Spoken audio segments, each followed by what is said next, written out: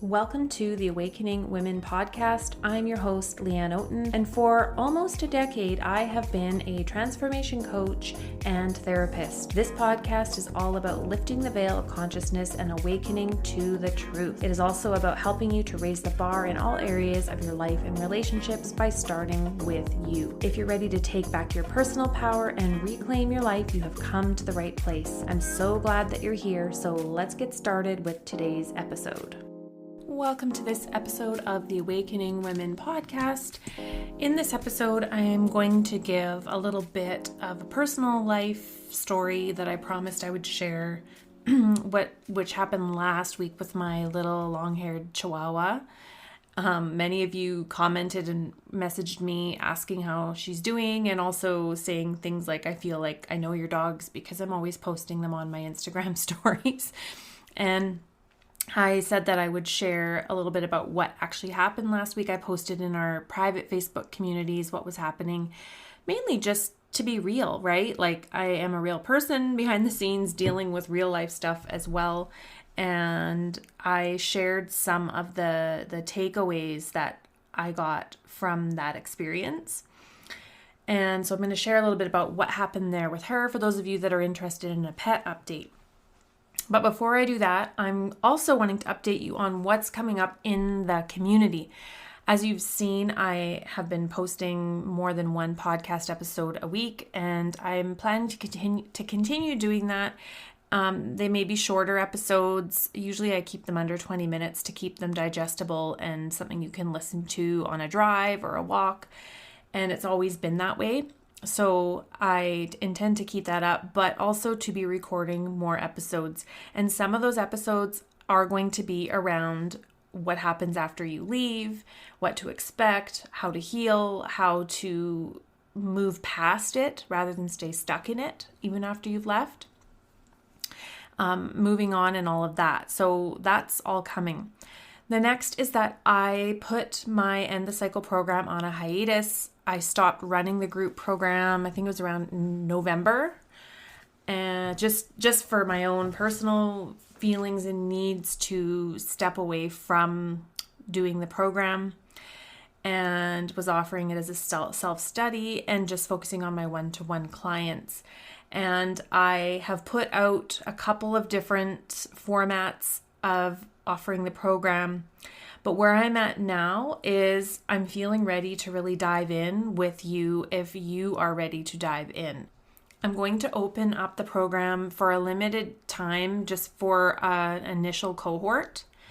I may open it up on a reoccurring registration basis so you can join anytime. But at this point, because I am offering it for 6 months, where I am showing up on Zoom with you every single week, where everyone that comes on is going to get coached. They're going to get their questions answered. They're going to get the support they need. That is my commitment, that I'll stay on every call each week until every woman gets her questions answered or experiences a shift or knows her next step. That's my goal. And because I am offering the weekly calls where I am the one showing up, I want to open and close this cohort. And so it will only be open for a limited time in the initial round. If you are wanting to join that, you can head to the link in the show notes here to join, or you can head to leanne.com/evolve. If you're listening to this after the fact, then there should be somewhere here where you can get on a wait list or get in the next cohort. Just check the link in the show notes of this episode for updates. I'm still not completely sure what I will do moving forward. I just made this decision to open up an initial group of women where we're going to meet on Zoom weekly every single month for 6 months while you go through my End the Cycle curriculum, which is classes and audios and resources for you to go from confusion about what to do about your relationship to having more personal power, clarity, growing yourself, to eventually getting to a place where you're developing your exit plan and then executing on that exit plan. That's the goal of the program. Because if you're in one of these relationships, the goal is not to stay in the relationship and continue dealing with abuse. The goal is to grow yourself, to get yourself out of the situation. Now that can take months, sometimes that can take years, but you're working the process. That's the goal, is that you have support and you're still growing within it, not staying stuck in the same old patterns, doing the same things over and over and over, and the same things keep happening. We want to break those patterns and get you into a place where you're feeling stronger and healthier.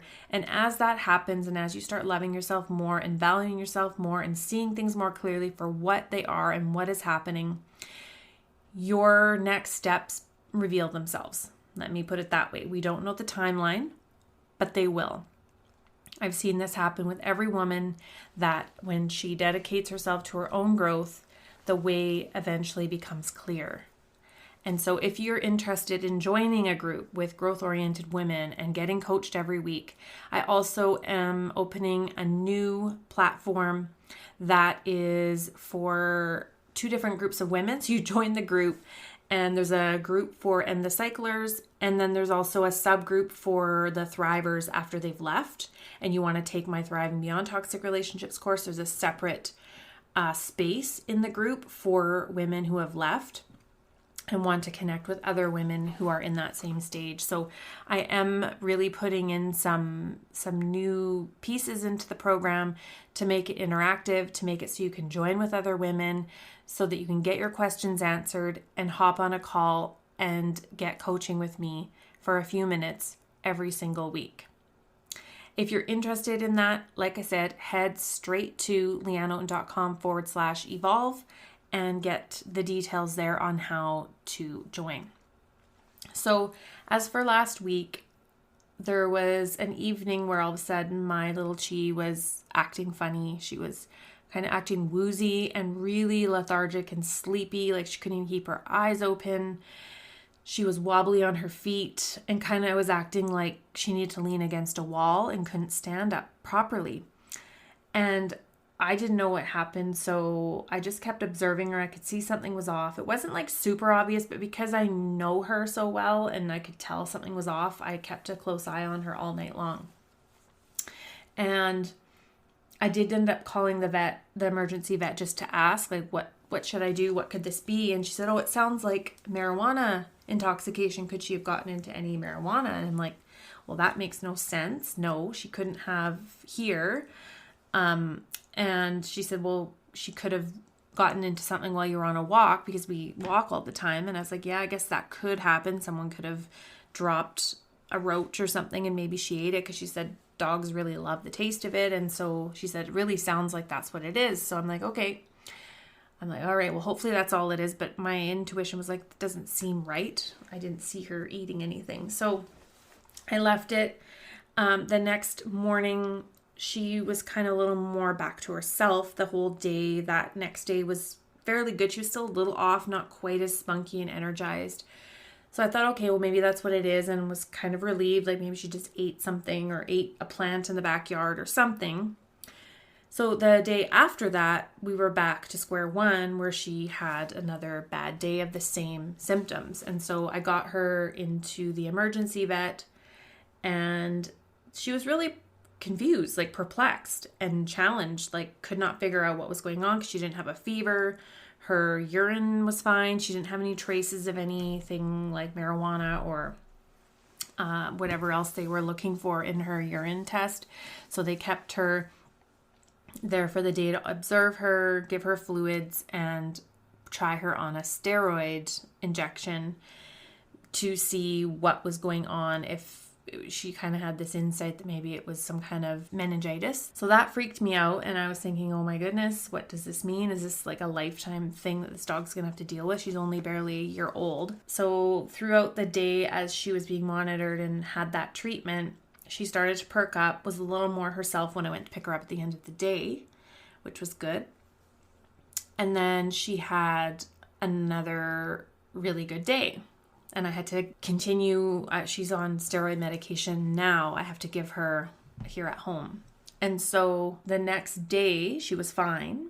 And then the next morning she was having the symptoms again. So I'm like, what in the world is happening? I realized what might have happened was that I made a mistake and didn't dose her enough with the medication that day. I was supposed to do it every 12 hours and I was thinking every 24 hours. So she missed a dose that night, which could have been why the next morning she was right back to where she was. So long story short, after all of this, she's taking this medication for a period of time, and the hope is that she's going to make a full recovery if it is a meningitis thing or if she somehow hurt herself, because when she was checking her spine and her neck, she was kind of yelping in pain. So that's what led her to think it's some kind of meningitis, or that she injured herself, which I have no idea where she could have done that. So it's been a bit of a mystery. The medication, if that's what's working, it seems to be working. I am really hoping that once the medication is done, that she makes a full recovery, because obviously you don't want to see an animal suffering. We don't know what they're going through when they're suffering like that. And it was pretty scary to see her so lethargic and sleepy and non-responsive, when normally she's really just so hyper and spunky and full of energy and wrestling with my other dog. And she just was laying there not responding to anything, not wanting to eat or drink. It was really, really upsetting. I did a lot of crying and a lot of talking to her, telling her that she needs to be okay. You know how it is if you're a pet lover, how much you get attached to them. So up until now, she's had really good days, and my hope is that that continues and that she makes a full recovery. I think that when things like this happen, like I'm at the place in my life where I'm almost 46 and I'm like, yeah, like things are going to happen. People lose pets, pets get sick, people get sick, like humans get sick, we lose our lives. It's part of life. Shitty things happen. Things don't go our way. Pain happens, loss happens. Like this is lifing, right? I get that. And I spent a lot of my life really panicking around that and feeling like I needed to control to make sure that loss didn't happen, or that I didn't lose people, or that bad things didn't happen, especially when my kids were younger. I recognize now where I was channeling a lot of my anxiety and feeling out of control in other areas of my life, and was channeling that into other things. And as you grow and evolve and change, you start to see things differently. So the lesson in this whole thing was that this is life. Like it would have been absolutely crushing if something had happened to her and I lost her, or if I do, of course. And that would be the same with all of my pets and everyone in my life that I love. And that loss is part of life. And also that life is short, that it's unpredictable. We don't know how many days we have left. We don't know how long we have on the planet. We don't know. And so this circles back to, are you satisfied with how you're living your days? Are you able to enjoy the things that are in front of you in the moment?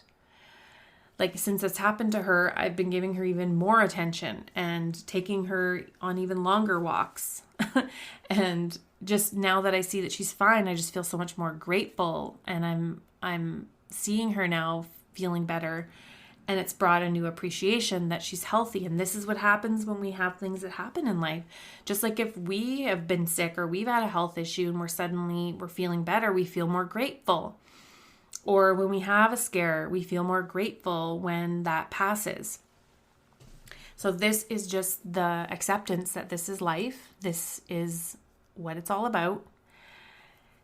And what is it that needs to change in your life?